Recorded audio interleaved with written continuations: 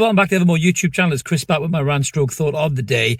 And just like the sun, the PFA Player of the Year nominations are out for both the young player and the Players Player of the Year. Now, it's good news and bad news for Newcastle United. The good news, let's get that out of the way straight away. Alexander Isak is in both categories. Well deserved. He's had a phenomenal season, 20 Premier League goals.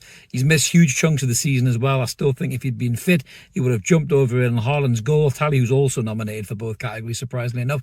And Isak's been phenomenal this season, there's no doubt about that. So he massively deserves to be in there. So well done to Alexander Isak. Now, this is where I have a problem with this. The Young Player of the Year nominations have been released, and this is probably my main reason for this rant video. Yes, there's a bit of good thoughts about it with Alexander Isak being nominated, and rightly so, but Anthony Gordon has been snubbed in the PFA Young Player of the Year awards for Kobe fucking Mainoo for Manchester United. I don't understand this at all, apart from the obsession with Manchester United and the fucking greedy six in the whole mainstream media, the people who pick the Premier League nominations, all that shit.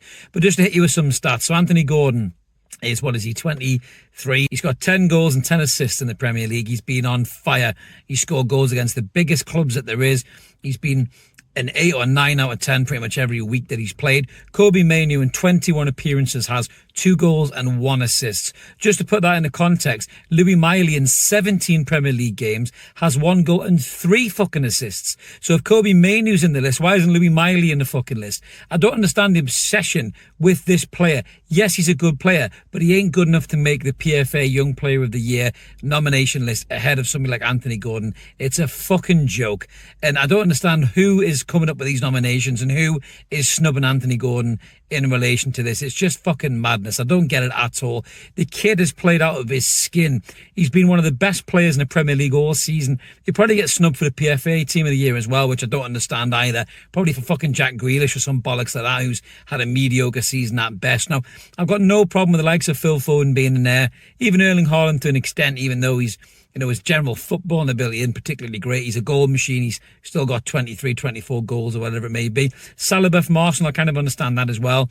Cole Palmer, as much as I think he looks like a chava who'd rage your bins for meth needles, he's still a very good footballer, and he's had a phenomenal season, even though Chelsea have been a bit iffy. So you can't really argue with the rest of the players in there, but it's Kobe Mainoo who sticks out for me. And this isn't because I don't like Manchester United. Far from it. I think the kid's a very good player. Did he deserve an England cap ahead of Louis Miley at that time? I'm not sure that he did. I think Louis Miley was doing it against PSG at the Parc des Princes, whereas Kobe Mainoo was doing it against Wolves at Old Trafford. So, go figure. I think he only got picked because he was a Manchester United player, and that's why Louis Miley got snubbed. But that's just my opinion on that. But I don't understand how you can put that kid ahead of Anthony Gordon after the season that he's had. He's been fucking phenomenal for Newcastle United. Everyone who's anybody should know that and understand that. So I'm not entirely sure who picks these nominees, but whoever you are, you've been asleep behind the wheel because you've just overlooked possibly one of the most consistent performers in the Premier League this season. And I'd be really interested to see if the mainstream media pundits actually have something to say about this, because in my opinion, this is an absolute travesty that Anthony Gordon hasn't been picked in that shortlist. Now, Anthony Gordon being Anthony Gordon will do what he does best. He'll respond on the football pitch. We got Brighton coming at the weekend. Anthony Gordon will put in another stellar performance, I'm sure. Maybe grab a goal, maybe grab an assist, or both, and just remind these people who have snubbed him in this nomination list what a good player he is. I'm sure he's going to be on the plane going to the Euros for England. I'd be shocked if he's not. I really, really will. I mean, other players as well who got overlooked in the PFA Player of the Year was Jared Bowen. Jared Bowen's not even there. Virgil van Dijk's there. What the fuck's he done this season? He's not been that great at all. His powers are waning. So this whole thing just smells like a bunch of Manchester United, Liverpool, City fans all together, and they've just said, all right, let's just pick the players that we like, that play for our team, the ones that we pick on FIFA Pro or something like that, a load of fucking bollocks. But yeah, let us know what your guys' thoughts are on this below. Buzzing for Alexander Isak, massively deserves it. I think if he keeps scoring goals and staying fit, he'll not just be in this nomination, he'll be winning these awards in the seasons to come. But devastated for Anthony Gordon. I think it's a disgrace. Let us know in the comments below what you guys think. If this is the kind of thing you like, subscribe.